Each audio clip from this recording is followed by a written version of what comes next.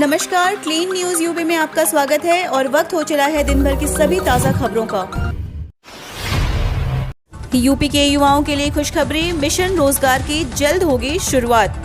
UP में mission रोजगार को लेकर काम चल रहा है। इसका लाभ इस साल दिवाली तक मिल सकता है। राज्य सरकार मार्च 2021 तक बेरोजगार युवाओं को 50 लाख रोजगार के अवसर प्रदान करेगा। शिक्षित बेरोजगार उम्मीदवारों के लिए नई नौकरी मिलेगी। कोरोना के वक्त जो लोग अपनी नौकरी गंवा चुके हैं उन लोगों को भी नौकरी का अवसर मिलेगा। इस योजना की शुरुआत दीपावली के बाद होने वाली है। राज्य सरकार द्वारा इस योजना को शुरू करने से राज्य के निजी क्षेत्रों में स्वरोजगार के नए अवसर सृजित हो सकते हैं।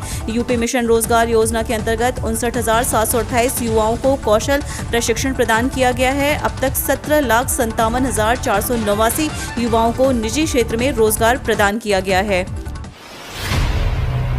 यूपी के हर घर में पहुंचेगा साफ पीने का पानी। इस योजना के तहत केंद्र ने दिए 10,000 करोड़ रुपए।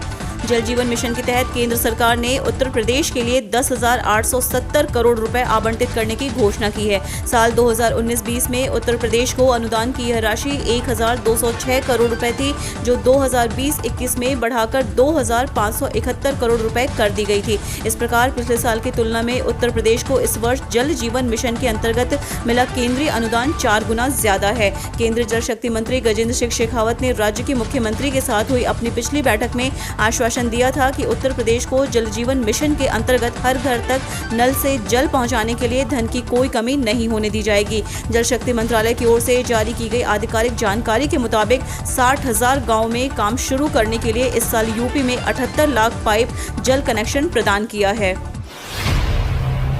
यूपी सरकार 1 लाख युवाओं को देगी सरकारी नौकरी। योगी सरकार सरकारी नौकरी का इंतजार कर रहे युवाओं को बड़ी सौगात देने जा रही है। राज्य सरकार ने इस साल युवाओं के रोजगार का लक्ष्य तय किया है। यूपी सरकार युवाओं को 1 लाख सरकारी नौकरियां देगी। दिसंबर तक 1 लाख सरकारी पदों पर भर्ती प्रक्रिया पूरी होने की उम्मीद है।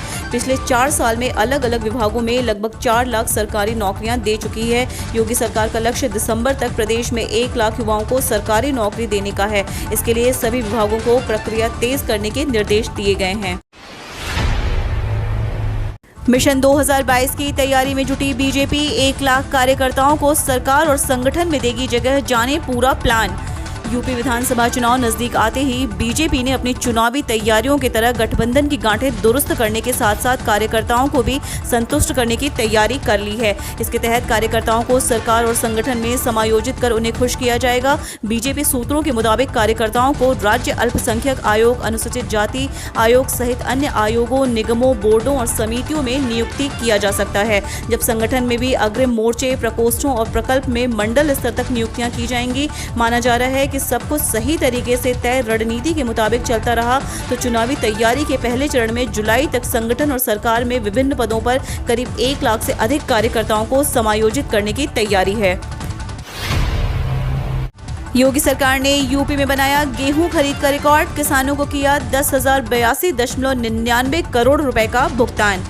यूपी की योगी आदित्यनाथ सरकार गेहूं खरीद में नया कीर्तिमान बनाने जा रही है। यूपी के इतिहास में अब तक 2018-19 में किसानों से सर्वाधिक 52.92 लाख मीट्रिक टन गेहूं की खरीद की गई है। वहीं योगी सरकार 2 महीने में किसानों से 51.05 लाख मीट्रिक गेहूं की खरीद कर चुकी है। खरीद की गति को देखते हुए अगले चंद रोज में ही यह रिकॉर्ड टूटना तय है। यूपी में गेहूं की खरीद 15 जून तक होगी। उत्तर प्रदेश मिशन 2022 में आखिर बड़े दलों को क्यों होगी छोटे दलों से दोस्ती की दरकार। उत्तर प्रदेश में विधानसभा के चुनाव 2022 में होने हैं, लेकिन हाल ही में हुए पंचायत चुनाव ने एक बार फिर बड़े दलों की पोल खोल दी है। पंचायत चुनाव में पहली बार राजनीतिक दलों ने जिला पंचायत अध्यक्ष के लिए अधिकृत प्रत्याशी उतारे थे, लेकिन अच्छी खासी संख्या निर्दलीय की रही। इस उठापटक में राजनीतिक दलों को छोटे दलों की ओर देखने को फिर से मजबूर किया है। उत्तर प्रदेश में मुख्य विपक्षी दल समाजवादी पार्टी के अध्यक्ष और पूर्व मुख्यमंत्री अखिलेश यादव पहले ही साफ संकेत दे चुके हैं। राजनीतिक विशेषज्ञों का मानना है कि सभी पार्टियों की कोशिश रहेगी कि छोटे दलों के साथ समझौता हो। यूपी को 2-3 हिस्सों में बांटने वाली अटकलों को सरकार ने किया खारिज। पीआईबी ने कहा यह दावा फर्जी है। उत्तर प्रदेश की सियासत इन दिनों चर्चा में है। कहा जा रहा है कि सूबे के नेतृत्व को लेकर आला कमान कोई बड़ा फैसला कर सकता है। ऐसे में कयासों का दौर भी जारी है। कुछ दिनों पहले एक मीडिया चैनल ने सूत्रों के हवाले से कहा कि केंद्र यूपी को 2-3 हिस्सों में विभाजित करने का प्लान कर रही है। इस खबर का पीआईबी ने फैक्ट चेक करके इसको निराधार बताया है। पीआईबी ने खबर का स्क्रीनशॉट लेकर इस खबर को गलत बताया है।